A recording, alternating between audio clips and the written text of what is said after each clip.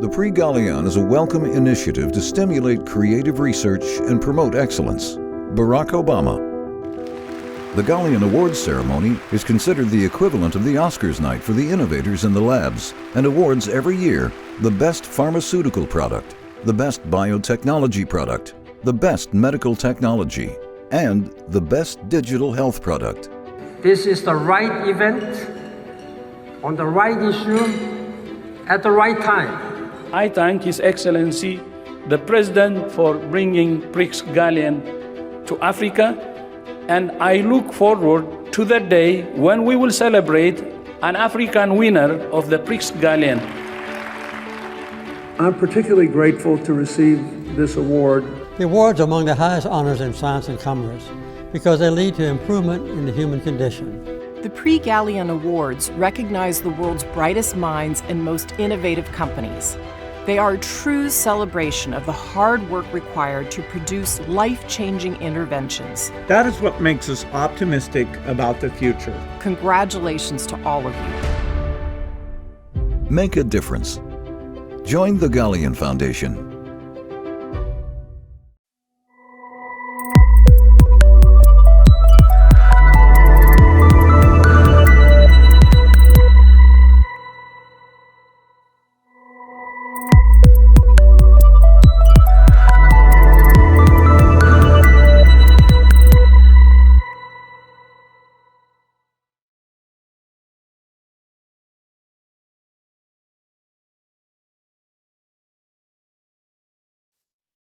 Welcome to the special Galien Foundation webinar celebrating the best of the very best in life sciences innovation over the past 50 years. I am Sanskriti Thakur, Chief Growth Officer at Medable. On behalf of the Prix Galien Awards Committee, it is a pleasure for me to chair the third of 5 webinars presenting our 30 nominee products in preparation for a truly landmark event, the Prix Galien Golden Jubilee Awards, on October 27th in New York. There, we will announce the single most innovative product brought forward by our industry over the past 50 years in 5 distinct categories: pharmaceuticals, biotechnology, orphan and rare diseases, vaccines, and medical devices and technologies. All told, the Prix Galien Golden Jubilee event represents the most comprehensive assessment of private sector progress in combating diseases taken in the last 5 years. Our focus today will be on the vaccine category.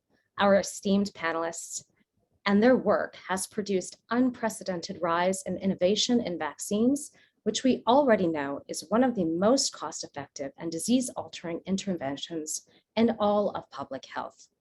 We are seeing the true value of vaccine therapies right now in leading the transition away from the worst health emergency of the past century.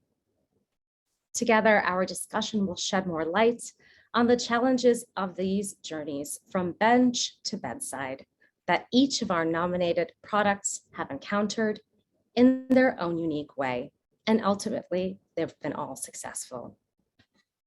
I am pleased to introduce the representatives and their nominated products. Len, Bill, and Jeff. I invite you to introduce yourself, your roles, your products, and what inspires you about the innovation and evolution of the vaccine categories. Len, let's start with you.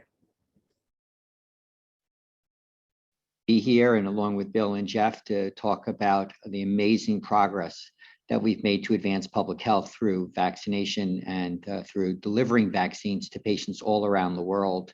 Before I get to the particular 3 products that were nominated that have been discovered and developed by GSK, I just want to mention also the impact of the pandemic and the tremendous impact that the pandemic has had on people missing vaccination across all ages, all across the world.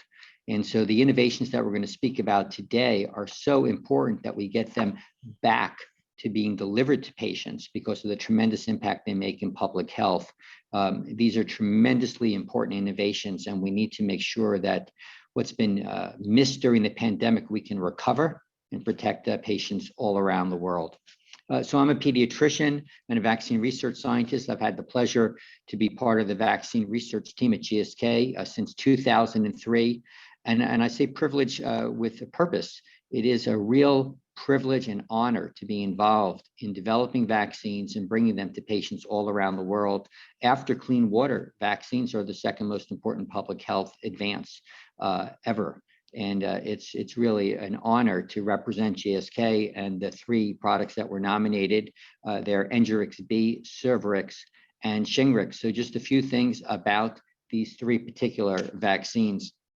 Starting with Engerix-B, a vaccine to help protect against hepatitis B infection. So why did we develop this vaccine?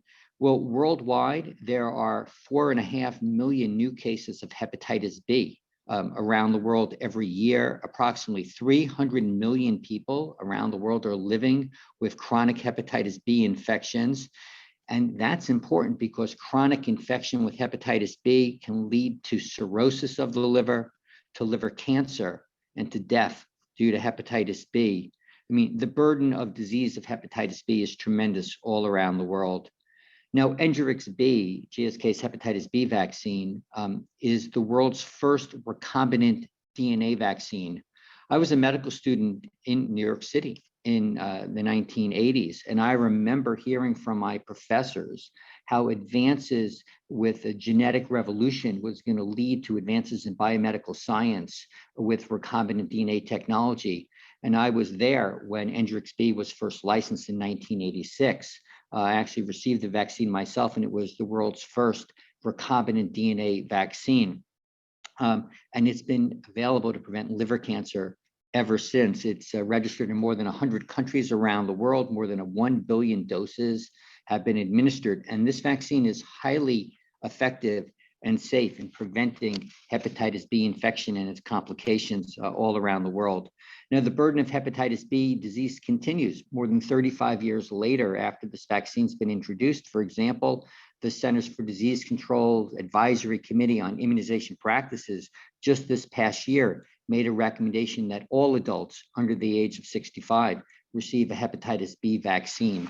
So we still see the opportunity to have impact with this vaccine. The second of the three vaccines that were nominated for GSK is our vaccine to protect against human papillomavirus. We call that vaccine Cervix. Now, why is this important? It's because cervical cancer is the second most common cancer in women between the ages of 15 to 44. And around the world, it's the fourth most common cancer of women worldwide, with an estimated more than 600,000 new cases and more than 340,000 deaths each year due to cervical cancer. Now, GSK's cervical cancer vaccine, Cervix, is intended for the general population, and the vaccine is currently recommended for use in women and women above the age of 9 around the world. A few things about this vaccine and its impact. Cervix is safe and effective and can prevent more than 90% of cervical cancer cases for women all around the world. And we have real world evidence this vaccine has been widely used. For example, in Scotland, we have close to 90% effectiveness in cervical cancer due to the introduction of this vaccine. And that's based on population real world evidence for 11 years of follow-up. For example, in Finland, we see this impact with more than 11 years of follow-up with real-world evidence. And for example, the National Human Papillomavirus Vaccination Program in England with Cervix has successfully eliminated cervical cancer in women who've been born after 1995. So we see a tremendous impact from this vaccine, and we continue to innovate.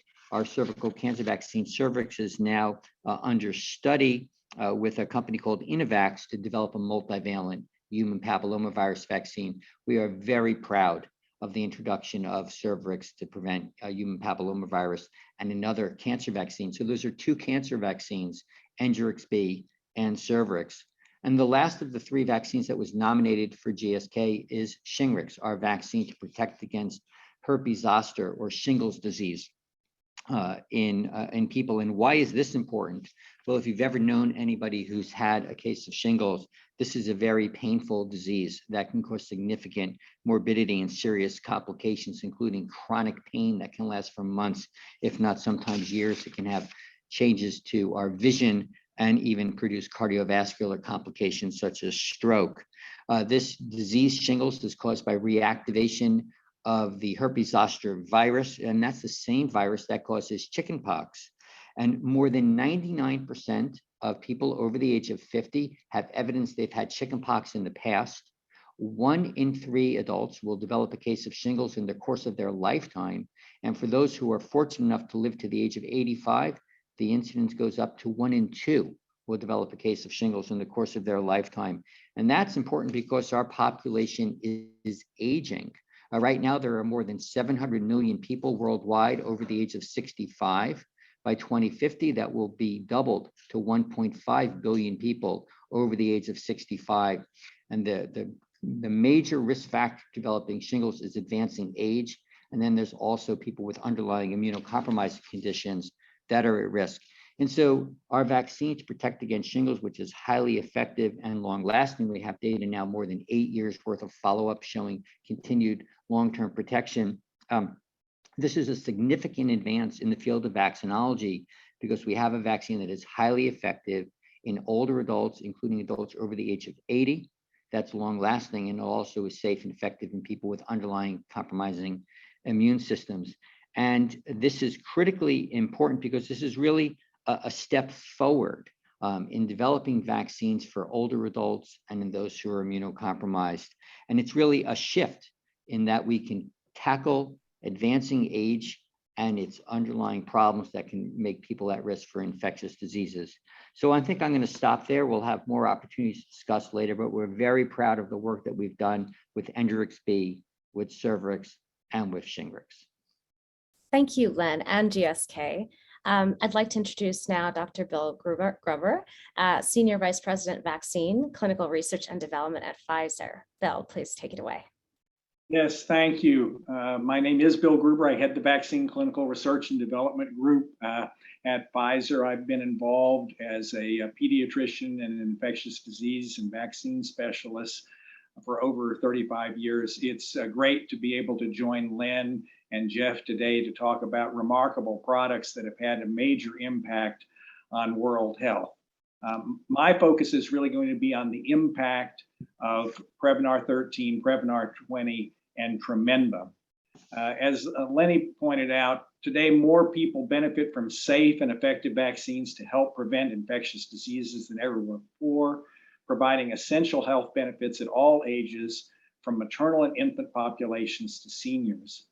And as a pediatrician and a specialist in infectious diseases, I've seen firsthand how vaccines, including Prevnar 13, Prevnar 20, and Tremenba, can save lives or have the potential to save lives, protect health, and benefit communities and society, particularly when it comes to infants, children, and adolescents.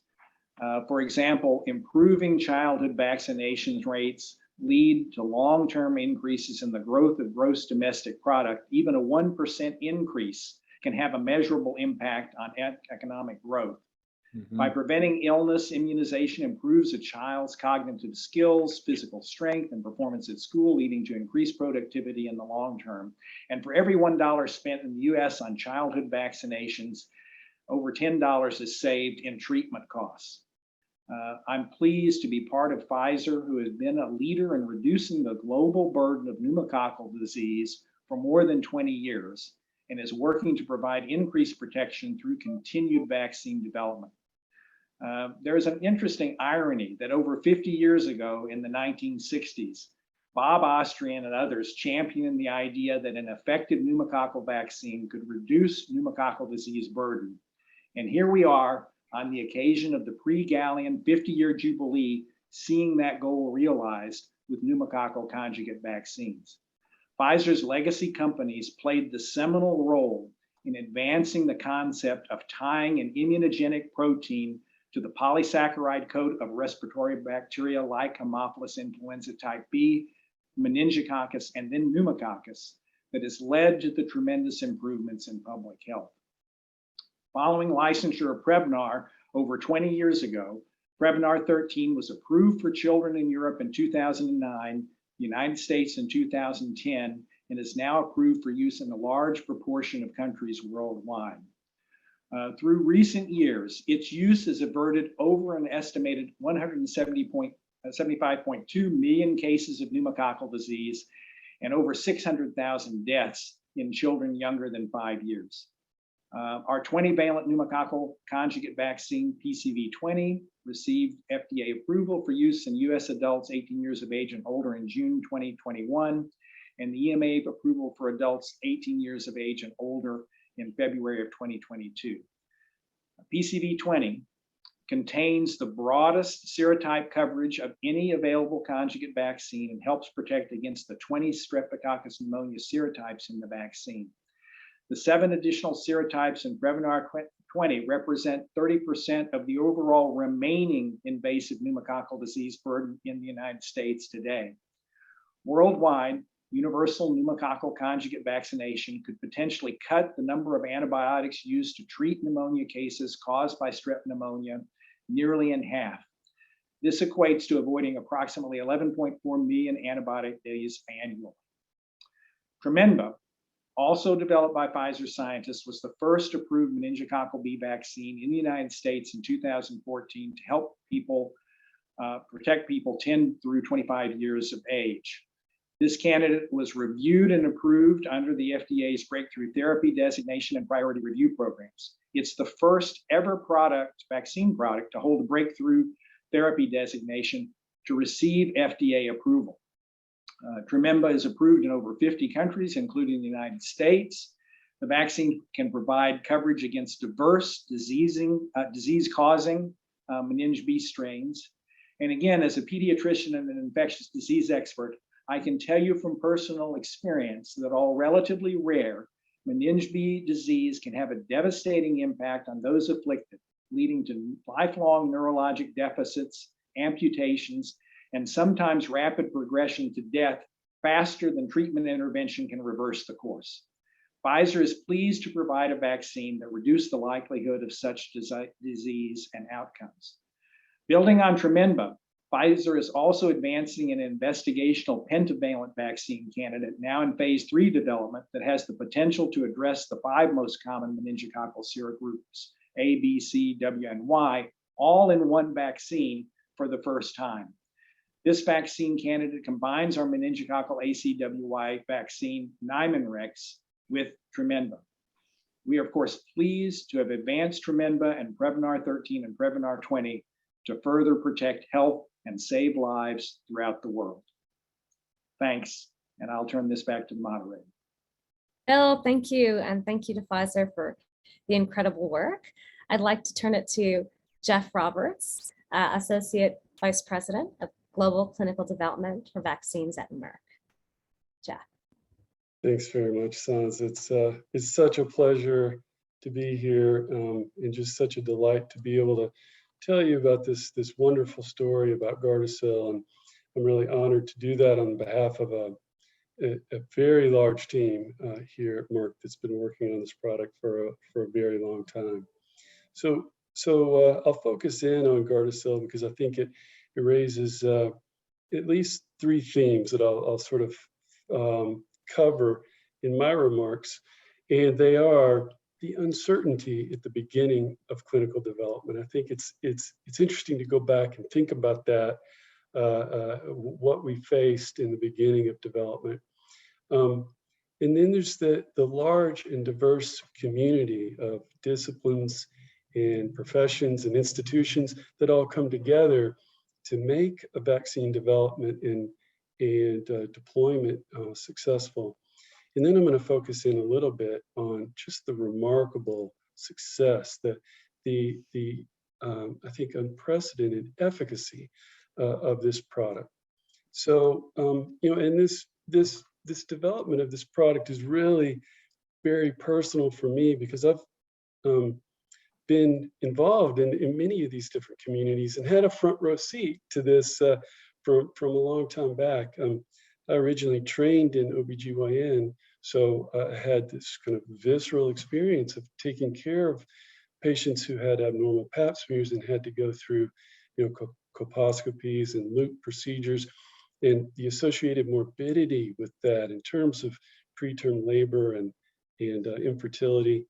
And then I went to the NIH and did basic research with John Schiller and Doug Lowy, who were it was their lab that really developed some of the technology that made these products possible. So that was a very exciting time, to have another vantage point in the front row. And then I went to the FDA, and I was there for 14 years, doing the clinical review of essentially all vaccines, but really focused on HPV.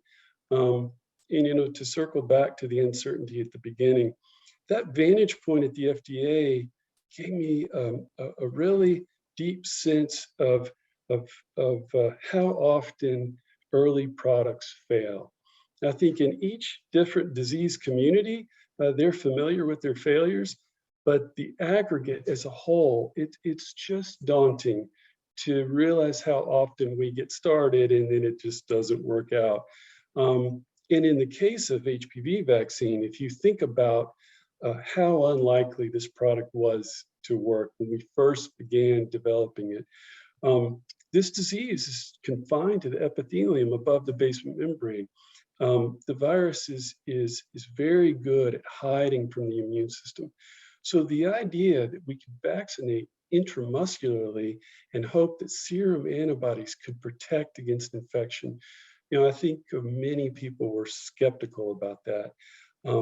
And it was some of that basic research that was done at the NIH to give this company more confidence based on, passive transfer and, the animal modeling to suggest that this would work. And, I think although it predated me, there was a really a landmark advisory committee that FDA held in 2001, where you could tell that FDA was expressing skepticism as well. They gathered the experts to say, what should the clinical endpoint be for, for the clinical development programs for the HPV vaccines?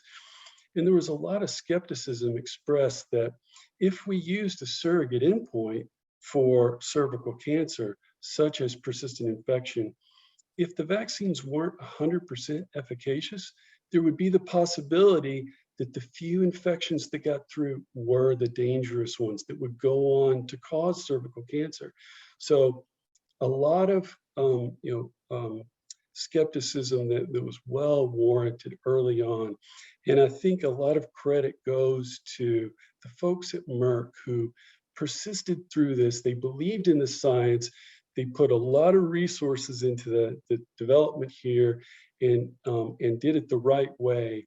And, I think I'll get to what we've seen in terms of the success in a minute, but just to focus back on that community, the vaccine ecosystem is so enormous. I think it's a little bit different from small molecules in that it's really an international undertaking. There are the NITAGs in each country, and then the WHO and each of the health authorities in each of these different countries. And in addition, the academic community and, in places like the NIH that were such a fantastic example of a public-private partnership in the development of this product.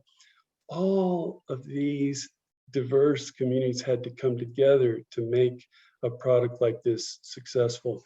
And speaking of that success, I think, to go back and I can imagine internally to get those first results on a monovalent HPV-16 vaccine, to see that it was preventing persistent infection so effectively, really gave Merck that confidence to push forward.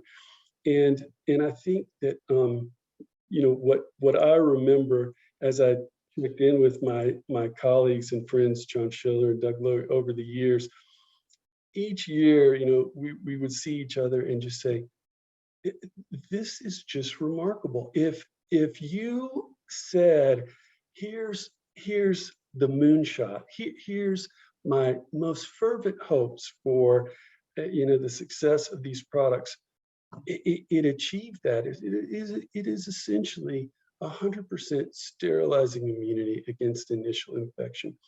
And to Merck's credit, they really put the resources into defining this and evaluating it over time.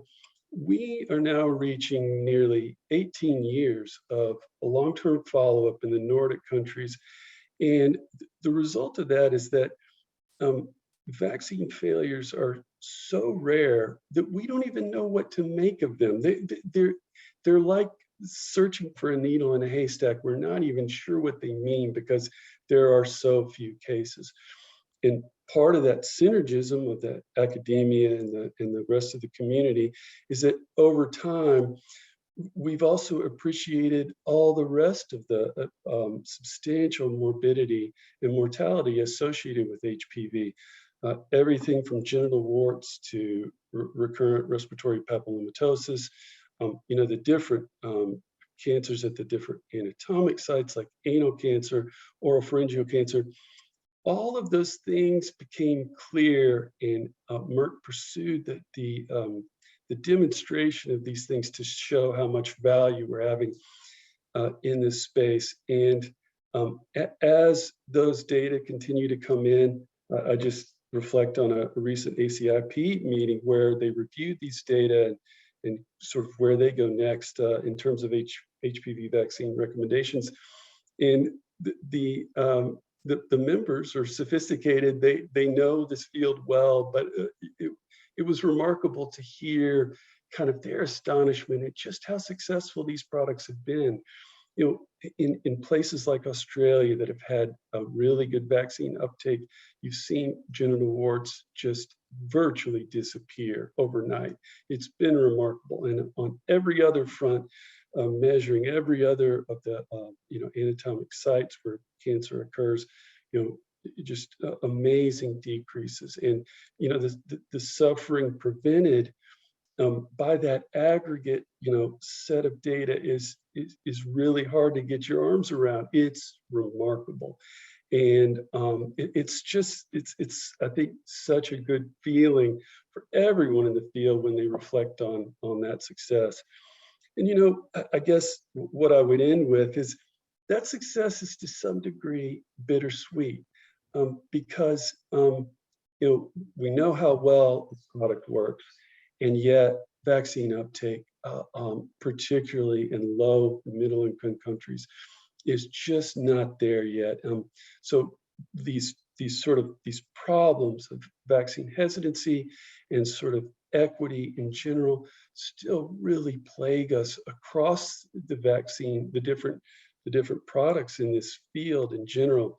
And we are hard at work on that here in this company. Just the additional morbidity and mortality to be prevented is just enormous. And so we're excited about the next phases in the HPV field, which include innovations in potentially expanding the valency, but also figuring out better ways to implement and address the inequities and the vaccine hesitancies. So it's been a real honor and a pleasure to be part of this field over this time, and delighted to be here to tell this story.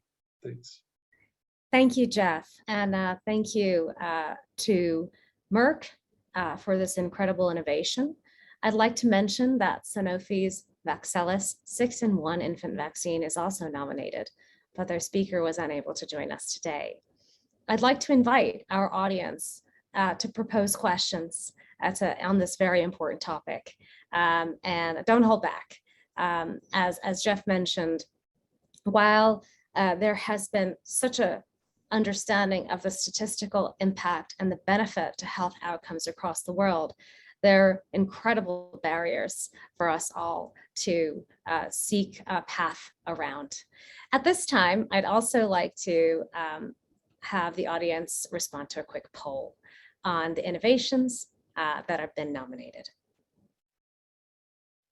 The question is, In the best vaccine category, which of the following products do you feel should receive the Prix Galien Golden Jubilee Award, especially now that you've heard from their esteemed representatives?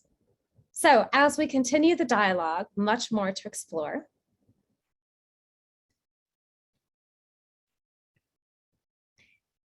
We'll let the audience answer a few more as I see them coming through.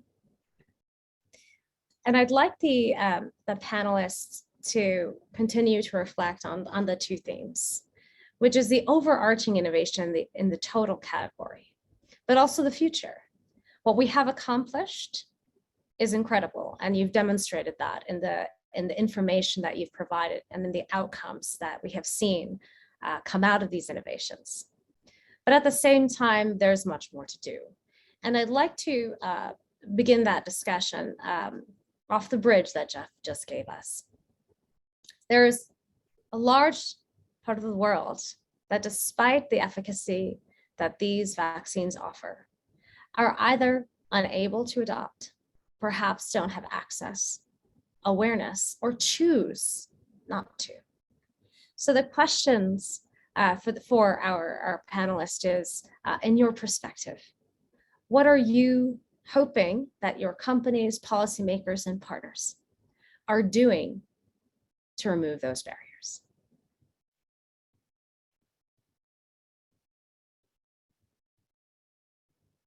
Perhaps we can start with Len. There we go. No, those are really important questions.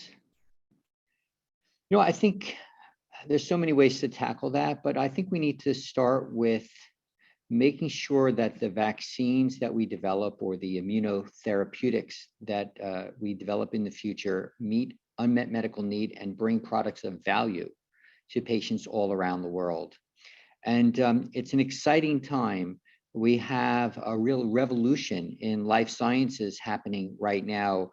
Our ability to take the science of the immune system, of human immunology, coupled with bioinformatics and systems vaccinology, and create solutions to public health problems is truly tremendous.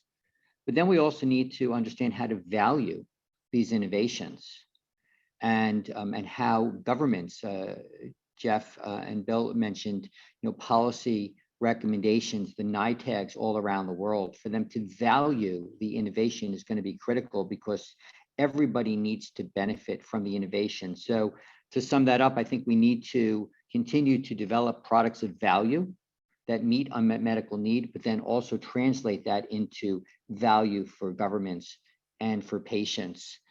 Because vaccines don't save lives, it's vaccination that saves lives.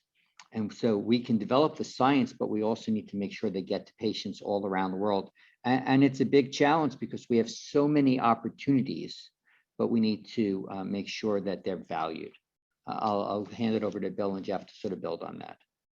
Yeah, so I think, Len has eloquently discussed the first piece is obviously being able to produce something of value to the world. I think, at Pfizer, we take real pride in the fact that Pfizer and its legacy companies have done a lot in that space that not only develops vaccines that help the developed world, but low and middle income countries. And that goes back to a legacy of within the Wyeth organization that became part of Pfizer developing smallpox and polio vaccines. It was where the bifurcated needle was provided or developed in terms of being inoculated against smallpox. So there's, I think, always been a consistent interest and effort to figure out how we can do things that solve for the rest of the world.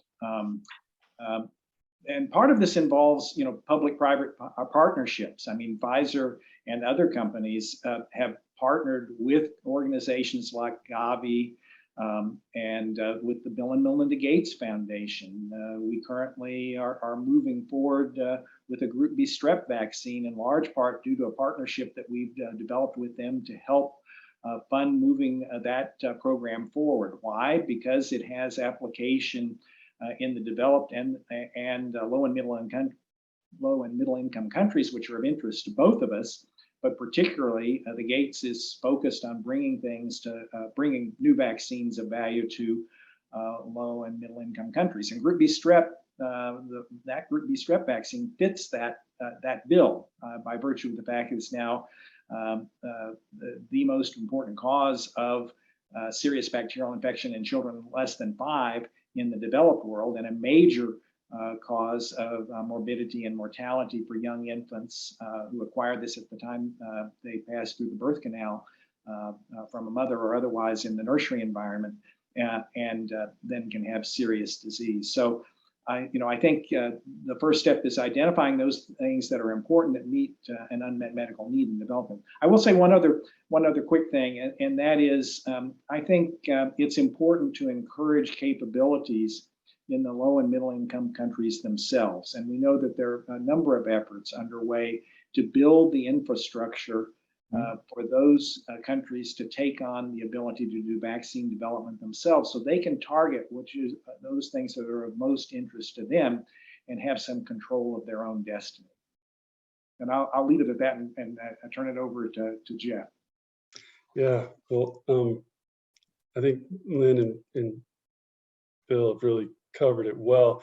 I will riff on what you just raised, Bill, which I think is really important. When, as I was sitting where I did in the FDA, part of the work that we did is to engage with the WHO to try to strengthen the regulatory authorities in each of these separate countries. And it really speaks to a broader thing that I think will be important going forward that you raised, Bill, which is to encourage and enable these countries to develop their own infrastructure to be able to study these vaccines, to be able to evaluate them, to be able to do the implementation and monitor the impact. And this is happening. It's really encouraging to see. I think what we can do is to continue to put those efforts into demonstrating the value in each specific region or country. And we are continuing to invest in that. But again, it will be this partnership that will bring all these communities together, and the piece of it, of these individual countries standing up their own infrastructure and being able to deliver on each of these pieces of things has been really encouraging to see. And I think that is the future. We're going to see vast improvements because of those advances. Yeah. Well, thank you. Please continue. I could add one thing just to add on top of this around public-private partnerships and collaboration. I mean, we're extremely proud at GSK in the work that we've done to develop vaccines for malaria and also for tuberculosis. And both of those programs are specific examples of public-private partnerships. Malaria, more than 35 years of continued development in partnership with the Wellcome Foundation, the Gates Foundation, and other groups all around the world. And just a few weeks ago, the WHO pre-qualified the world's first malaria vaccine for use, which was developed by GSK, but is now part of other partnerships. And similarly with tuberculosis, GSK has an investigational tuberculosis vaccine that has now been handed over to the Gates Foundation for development to bring it to market. So these are great examples of public-private partnerships involving the global community to advance innovation, but to bring it home to the people who need them and what's going to work there, and to develop the capacity building that Bill and Jeff have been talking about. Yeah, thank you, panelists. A quick recap on that. Certainly, we need the value. We need to prove the value of the medicine in the context of the unmet need. We need the collaboration, both public and private, the infrastructure and the regulatory support across the globe. As someone who's currently in a company that runs clinical trials, I would add that it's not just the global community that matters, it's the local community that matters too. Mm-hmm. Understanding what is going to achieve the levels of education and awareness so that adoption of those vaccines is appreciated and can be complete. Because as you mentioned earlier, it's the vaccination that matters, not just the vaccine. The innovations that you speak of are certainly not just of today, but of tomorrow. And so the next question I have for the panel is, and outside of even what your companies are doing, what is next? We have communicable and non-communicable diseases across the world, the aging population, Len, that you so rightfully mentioned. You're all working, and I think it was Jeff who said it's sometimes a needle in the haystack. And we just went through COVID-19, where we developed and delivered a vaccine in remarkable, never before seen timelines. So when you consider those things together, in your mind, what is the next game changer for the vaccine category? I'll give you a moment to think that one over. Who would you like to start with? Bill, what about you? You Okay. just voiced yourself, so let's hear it. All right, I guess I volunteered in a way. So I think, it really is, in my view, a new golden age in terms of the technologies that are now available to us that even 5 to 10 years ago we didn't have. I mean, obviously in the forefront of the news is the mRNA technology.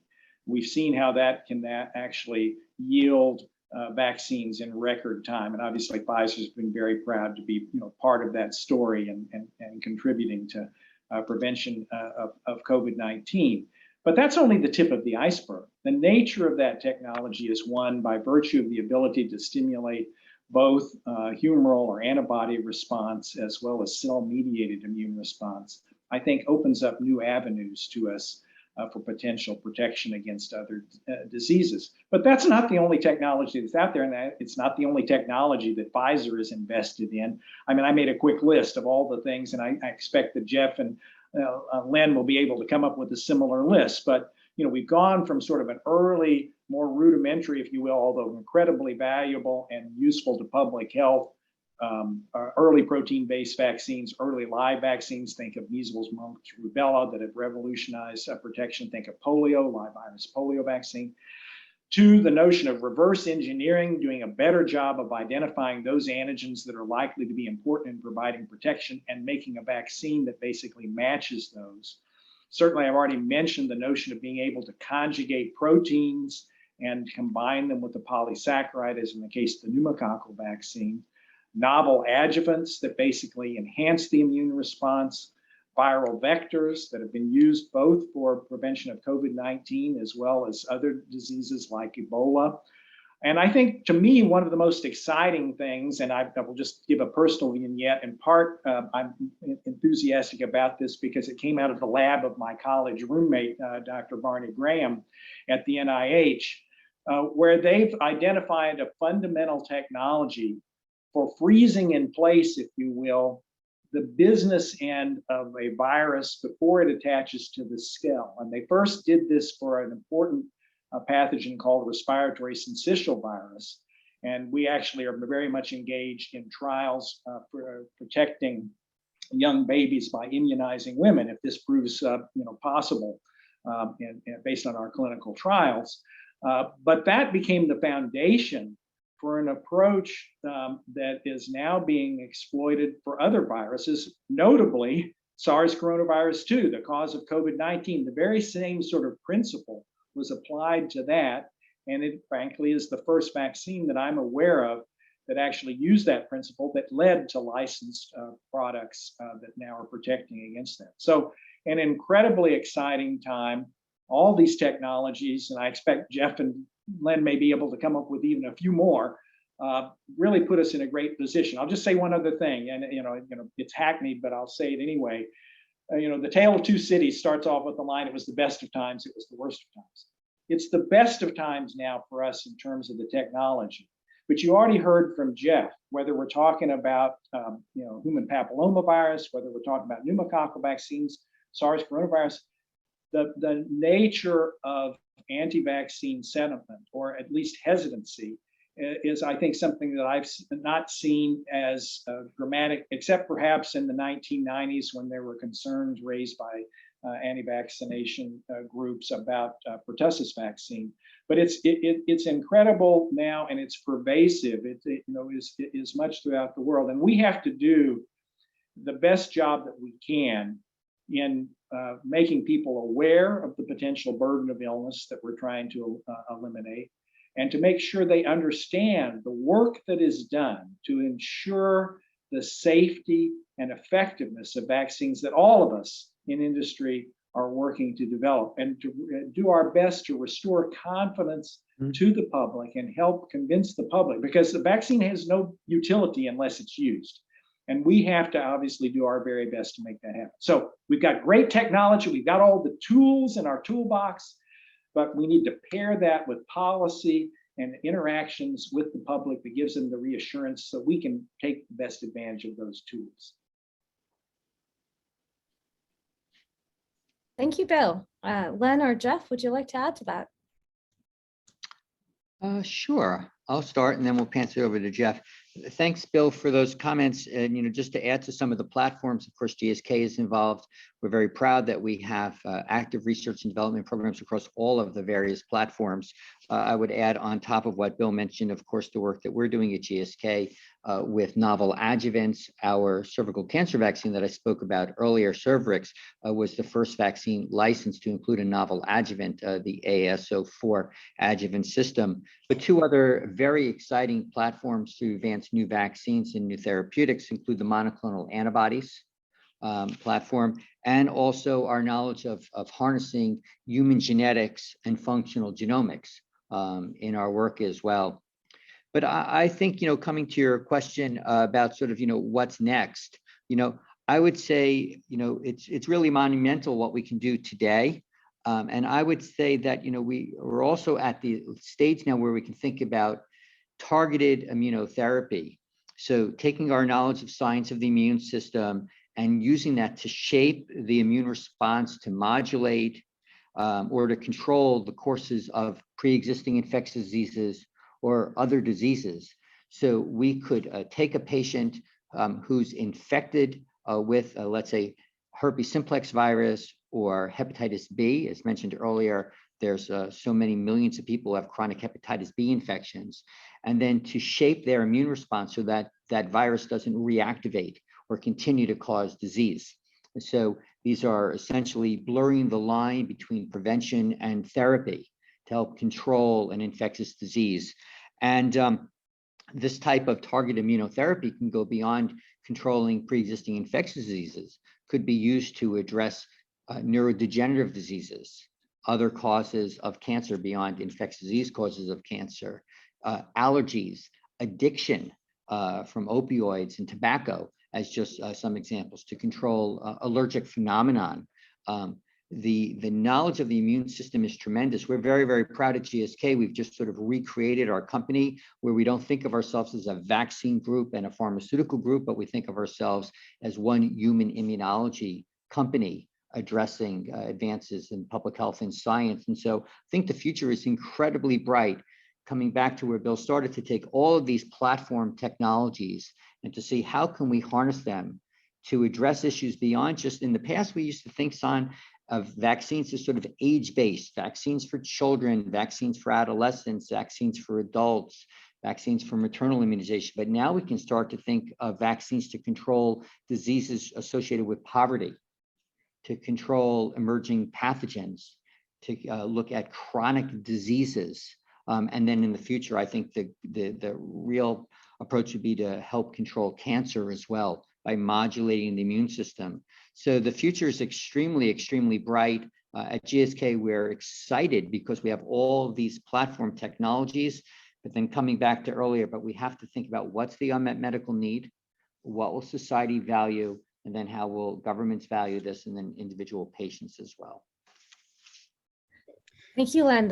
You note the strategic change, I think, behind how we think about vaccines and how the market might evolve, which is very interesting. Bill, would you like to add to this question? I'm sorry, not Bill. Jeff, would you like to add to this question? Yeah, sure. I mean, it's so great to hear this optimism expressed. I couldn't agree more. I think Bill said it well, that we are entering a golden age of innovation and technology that we're going to be able to harness with the decreased cost of sequencing, with AI. There's so many different really exciting pieces that I think are going to come together. And boy, aren't we lucky about that, because we face some very serious headwinds. I'll just mention a couple. I think one of you touched on the aging of the world's population. to figure out how to overcome immunosenescence will be one of our major, challenges going forward. And there's a lot of interesting work happening in that space, and we're gonna have to really focus on that a lot, I think. But there's a broader kind of issue here, which is that to some degree the low-hanging fruit has been gathered. The sort of the lumbering beasts of infectious diseases that were easy targets, we've got them. And now we're seeing things like SARS-CoV-2. We had a great vaccine and it still is performing well on severe disease, but isn't that virus wily, escaping immune pressure even from a previous infection? And so those types of diseases that have such a complex interplay with the population's immunity and how to continue to be out in front of them and to develop products that are more broadly protective against their different variants. And then there are other diseases that are just may prove really difficult to vaccinate against. There's still enormous disease burden from things out there like Epstein-Barr virus, CMV. We're not there obviously on TB. We mentioned that.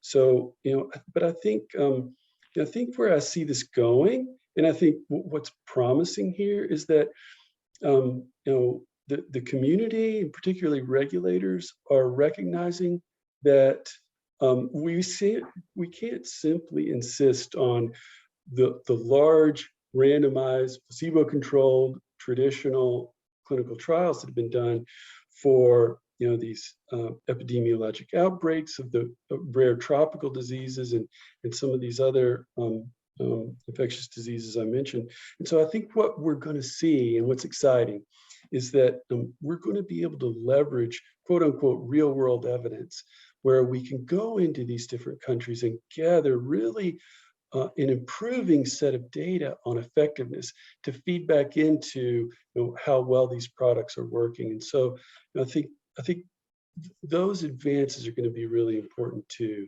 going forward. Mm-hmm. Can I add something to that last point? Because I think it's a critically important one.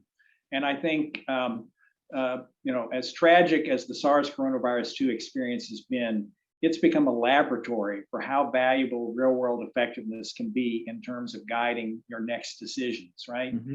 So it's often the case that as we've advanced, our vaccine, as Jeff says, SARS coronavirus 2 has proved a wily adversary, right? It's always, at least at this point, a step ahead. We're obviously very interested at Pfizer at looking at next generation vaccines that might provide broader protection.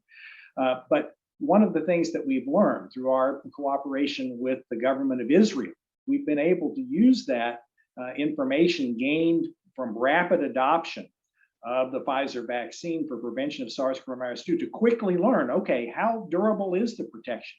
How broad is the protection against BA1? And now as we move forward, hopefully we'll be able to garner that type of information from there, as well as Northern California Kaiser, Southern California Kaiser, other places that do that type of work to really give us comprehensive information quickly. In fact, it tends to outstrip, both from an efficacy perspective as well as a safety perspective. When you have broad application quickly, you start learning from that faster than even my fastest clinical trials. And I take a certain amount of pride in the fact that we did things pretty rapidly. When you look at how rapidly we went from the start of trying to get a SARS coronavirus vaccine developed to getting an emergency use authorization in 9 months.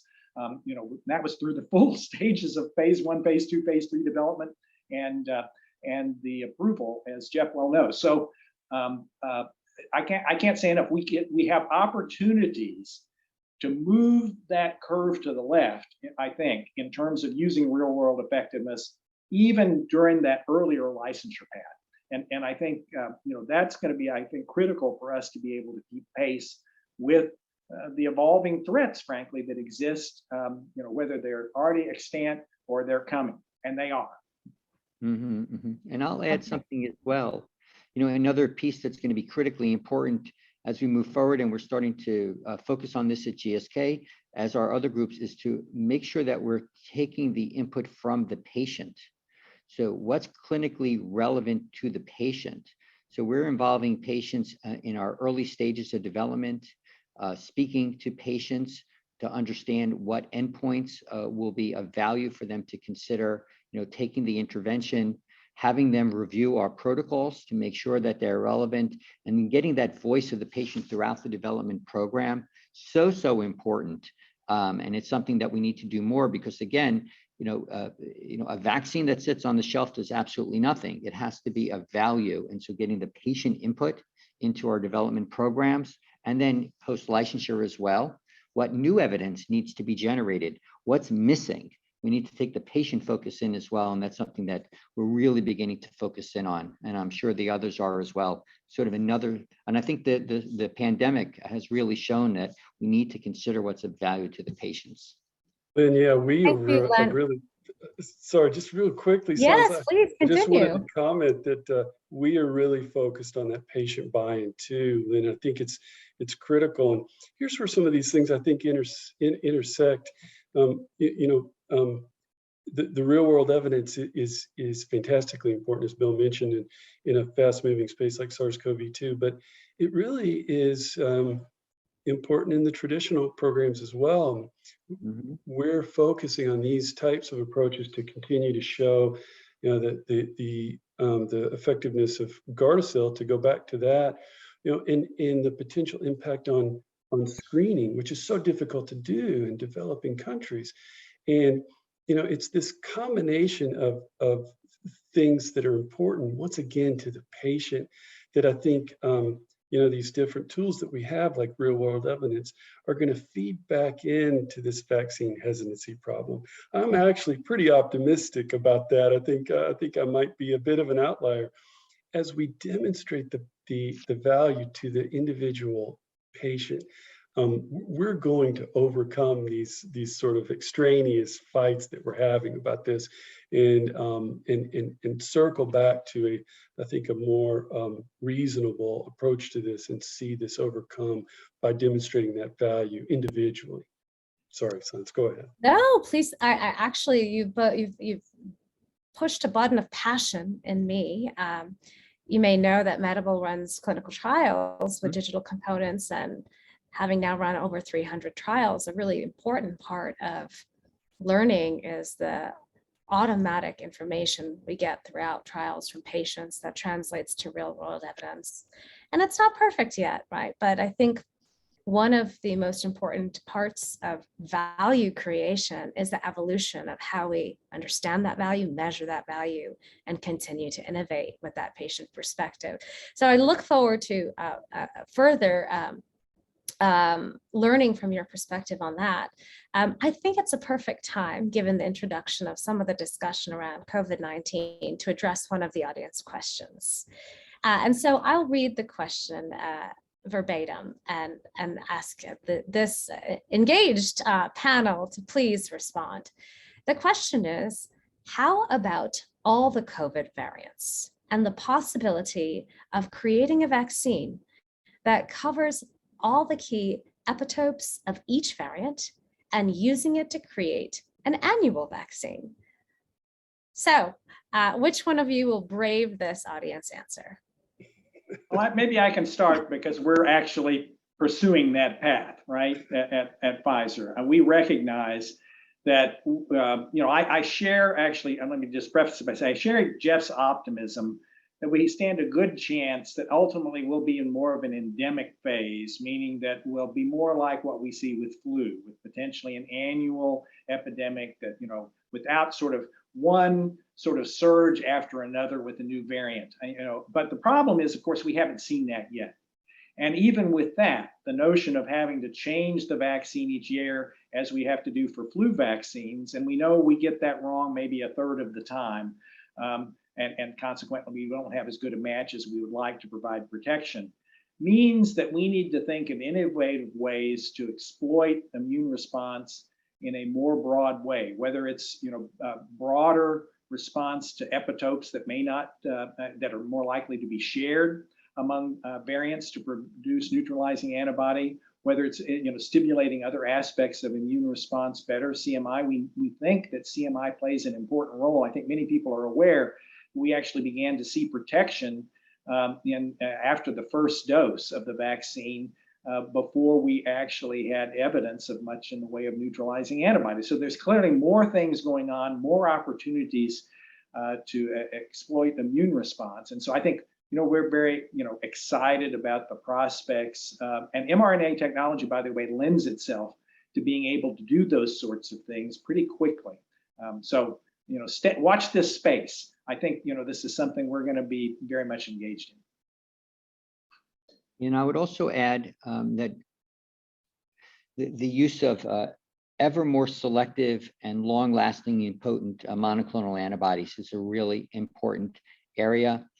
We're starting to see the cost of goods of that technology coming down as well, and the availability to not only use them to treat disease but also to prevent disease is another area, and I think will be applied to the SARS-CoV-2 pandemic as well.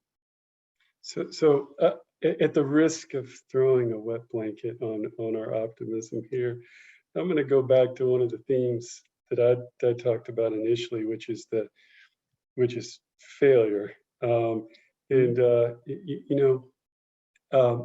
It was interesting over my time at the FDA. It seemed like at any given point, the feeling in the field is that we were 1 to 2 years away from a universal flu vaccine, and yet, it's, if you ask people in the field, we're still 1 to 2 years away from that. So, I have a fairly healthy skepticism about a universal coronavirus vaccine. Now, I balance that with what I talked about earlier, which is the astonishing success of innovation and technology that is part of this golden age that we're entering. We're in a different time. We may see, we may be able to crack that code, and certainly here at Merck, we're interested in that. We're watching these potential products and potentially getting involved there. But I think in the meantime, I think it's also important to plan for the possibility that we really need to do an annual approach here. And we have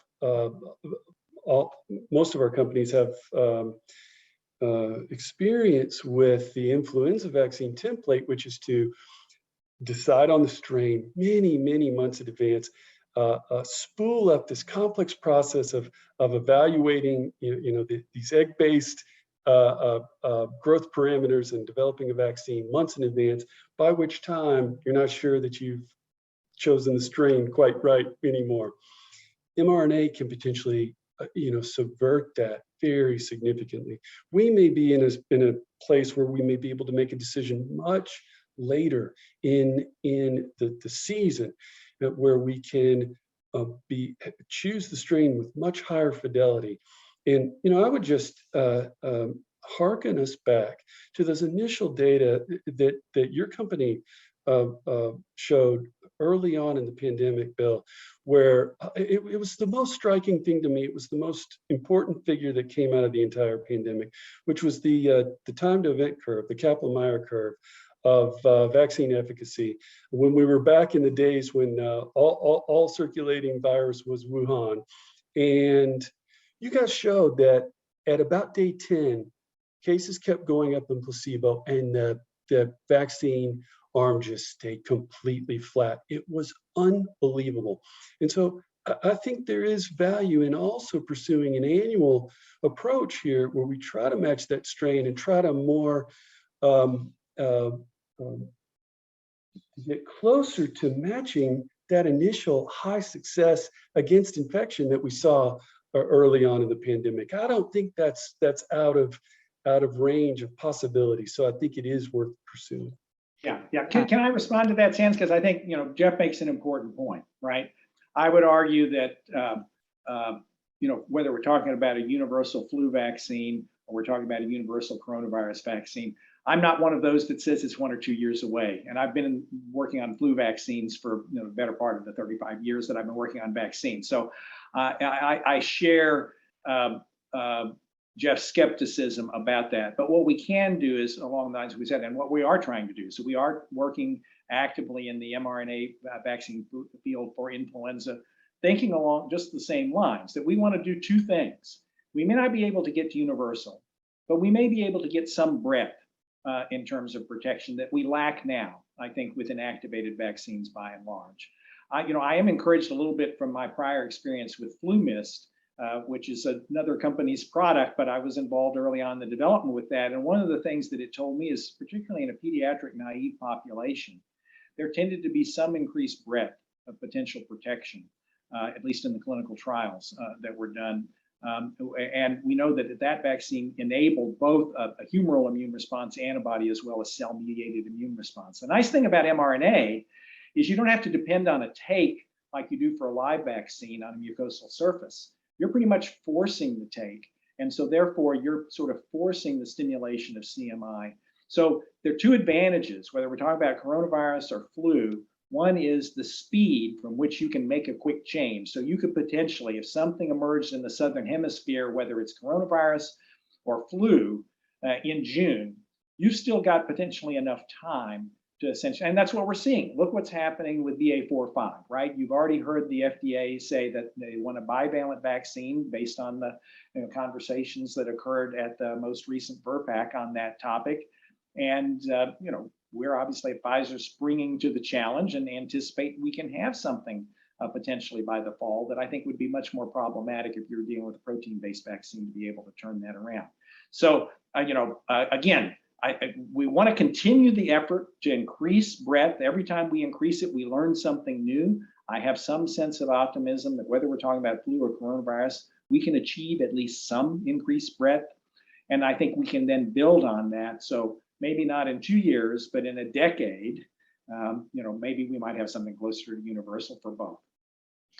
And just to add one thing to this, and as we look to this topic, we're also at the point now where we can create precision vaccines. So while we may not be able to cover the entire population of the breadth of whatever that virus or bacteria or other pathogen is, we're at this point now, Greg Poland calls it vaccinology 2.0.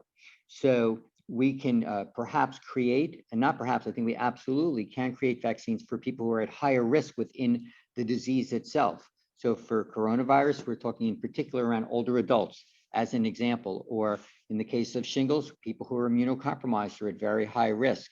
And so we can use these platform technologies, our knowledge of artificial intelligence and human immunology and bioinformatics, and create bespoke vaccines, precision vaccines for particular patient populations.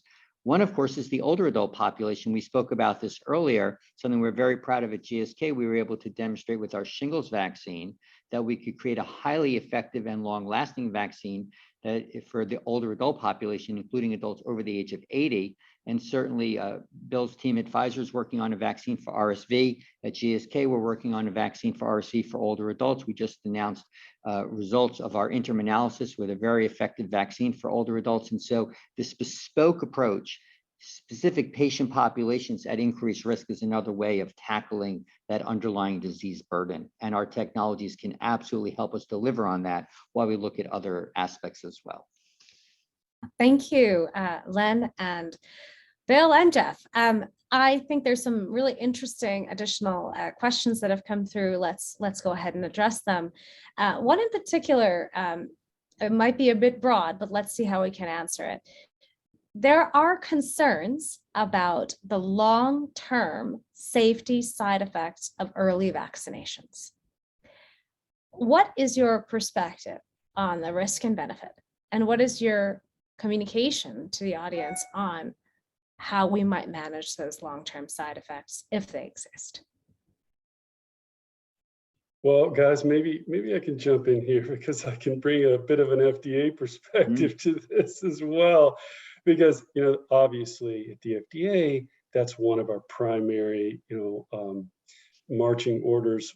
It's what animates the FDA, is to really continue to very closely monitor the safety, not just through clinical development, but throughout the product life cycle, all the way along, following closely safety. It's a very difficult undertaking because these programs are so enormous. And yet the FDA has just state-of-the-art approaches to evaluating this in their partnership with the CDC. And I think that the theme that emerged over my career at the FDA is that the vast majority of concerns about safety, and boy, I've heard them all. I could tell you many stories of the different potential safety signals that both we've uncovered, that we did uncover at the FDA, and that people raised, just don't turn out to be the case. There are a few bona fide serious adverse events that occur in relationship with vaccines. But the vast majority of these didn't pan out. And yet, certainly at the FDA, and it is the case also here at Merck, and I think we should be open to this throughout the community, throughout pharma and all pieces of the community. Every time any safety signal emerges, no matter where it comes from, it ought to be taken seriously. We ought to evaluate it to the extent necessary to be certain that benefit risk is still favorable. And so we always took that approach at the FDA to entertain whatever safety signal may have emerged and to pursue it to the extent that's necessary to be certain about that. So we certainly still are open to hearing these concerns, and yet I think overall the story is really reassuring on this front. Thank you, Jeff. I wonder, Len, if I could push your point on precision vaccines. As we get more precise and more focused, what might be the potential improvements or guards to any safety signals or safety concerns? Oh, that's a great point to bring up. As we become more precise in our vaccines, tailored to individual patient populations, it could be age, it could be underlying medical conditions, it could be gender, it could be body mass index, whatever it would be, we have the ability to have more effective vaccines and perhaps even more safe vaccines for those individual patients. And we're starting to see this. Some of the work that Bill's team at Pfizer has done is looking at different dosing for their mRNA COVID vaccine. That's not typical in vaccine development to have a different dose based on different ages. And so that's one beginning of that, where they were focused in on the safety aspect along with the effectiveness aspect and finding the right dose for that right patient population. We can use artificial intelligence as well to help tailor this around dose, its scheduling, its quantity of the antigen itself. There's so many potential opportunities to improve on safety and effectiveness in our vaccines. And if I can come back to one thing on safety, one of the things that I'm most proud of in my work in industry, and I'm sure Bill and Jeff can say the same, is that every day when I come to work, it's safety first on the top of my list. And it's the absolute top priority for everything that we do. And the safety opportunities, the programs, the platform around assessing vaccine safety in the United States and also around the world is extremely robust, and it's constantly getting even better and better. What's come out of the SARS-CoV-2 pandemic with the ability to pick up on safety signals in near real time is astonishing and a great example of following the science and addressing patient needs. Well, thank you to Len and our panelists for their incredible innovations. It's not just the scientific innovation with precision vaccines, it's also the innovations in policy and acceptance and awareness, adoption, and technology. With that, also a big thank you to the Galien Foundation and perhaps the poll results. Well, congratulations to Pfizer's Prevnar in this particular poll. And again, congratulations to all of our panelists. They're really incredible innovations and to the future of this vaccine category.